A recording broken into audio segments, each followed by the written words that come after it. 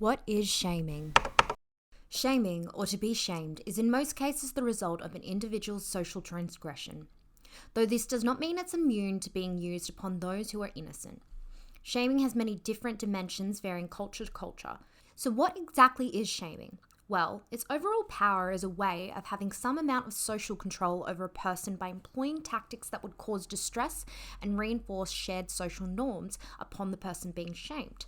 In Week 4's reading, Shaming and Privacy, it's been described as the process by which individuals publicly and self-consciously draw attention to the bad dispositions or actions of an offender as a way of punishing him or her or them for having those dispositions or engaging in those actions. Shame should not be mistaken for guilt. Though they both may sound similar, guilt arises from a singular action, whereas shame carries a heavier sense that your whole self is wrong, and it doesn't necessarily need to be related to a singular event.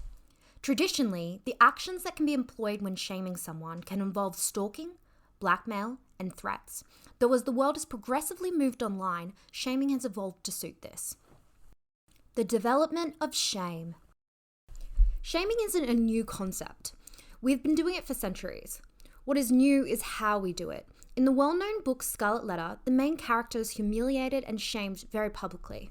In a book written by Daniel J. Solove, The Future of Reputation, he talks about shaming and the digital Scarlet Letter.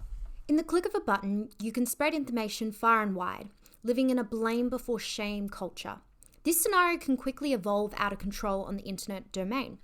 Whether the facts are true or false about the person you are negatively posting about does not matter to the internet mob justice. Furthermore, Daniel goes on to make a point that for a period of time, colonial shaming punishments, like the one in Scarlet Letter, made less of an appearance as society became more sophisticated. However, the internet has brought back shaming punishments, only now they are more vicious. You could think of this as almost the development of shame. The punishments inflicted leave the person with a permanent digital footprint and often no way to defend themselves against an allegation. Mob justice and ethical perspectives. Cancel culture in the last few years has risen in popularity. Some may know it from YouTube exposing videos, whilst others may have seen it from notable figures calling out others on Twitter.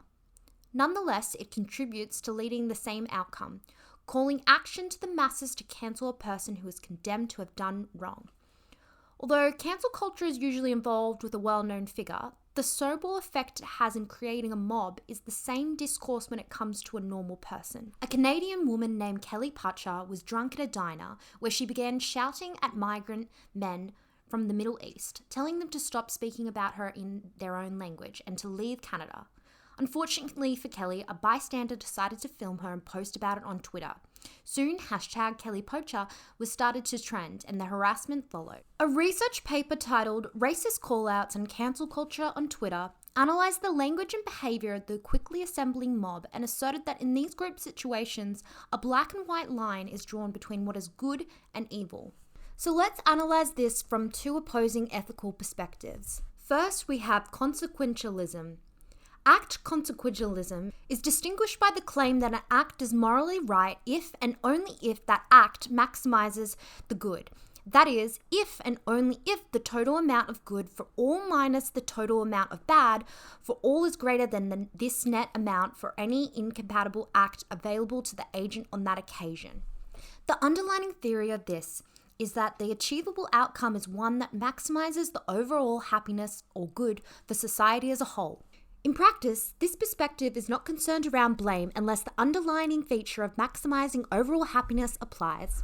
When examining Kelly's case under this perspective, you must weigh up what the moral good is for filming her. One could argue that by posting about Kelly's transgressions and then publicly shaming her, regardless of the severity, is the sacrifice that is needed to warn off others making the same errors. Therefore, it ensures others to conform to the acceptable social norms. Furthermore, this perspective weighs up morals against the outcome and rules that the person who is shaming is doing the right thing as it benefits a larger group of people. In contrast, a deontological perspective concludes that no matter what an action that could be harmful to one but has greater consequences than doing nothing is morally incorrect.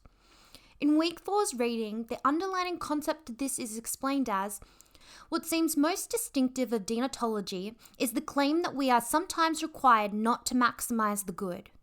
And so, if you were to view Kelly Poacher's shaming from this ethical perspective, you could also consider the fact that she was intoxicated at the time of being recorded, and her actions may have not been true to her character.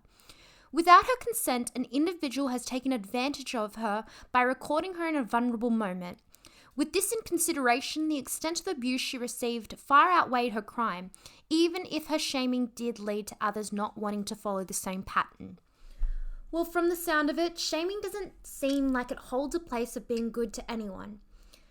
However, if you look at it from the perspective of giving a voice to society, and in this case, the online context of society, its job is to make sure that people who really have done wrong, whether that be long-standing racist slurs or hate speech, its place here is to make sure that people are taking accountability.